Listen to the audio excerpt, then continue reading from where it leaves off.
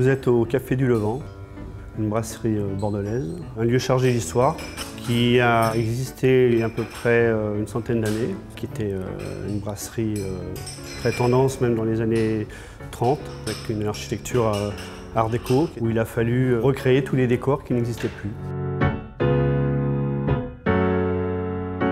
Monsieur Pommier, quand il nous a contactés, nous a demandé de recréer à l'identique les décors qui avaient été créés en 1923.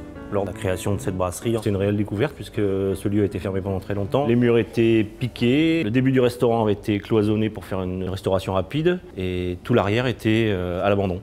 C'était une ruine, il n'y avait plus rien. Alors on a la chance quand même d'avoir pour chaque pièce quand même un élément. Il a fallu récupérer des fois même 1 mètre linéaire, mais ça nous suffisait pour l'amener justement à l'atelier. Il fallait quand même les remettre en état parce qu'il y a quand même quelques années passées.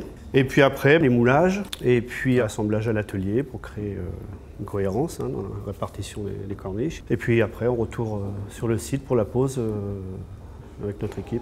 Ici, on a employé de la plaque de plâtre pour la partie technique, tout ce qui est protection coupe-feu pour les bureaux à l'étage supérieur. Du plâtre à projeter en 33 expert et 33X Plus pour la voûte, les murs, et du Molda 3 pour tous les moulages en staff.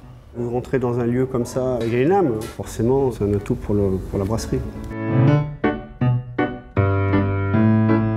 Nous, on a la spécificité d'avoir du personnel qui est assez polyvalent, qui fait à la fois du plâtre, à la fois du staff. C'est gratifiant pour eux, puisqu'ils se font plaisir dans leur métier.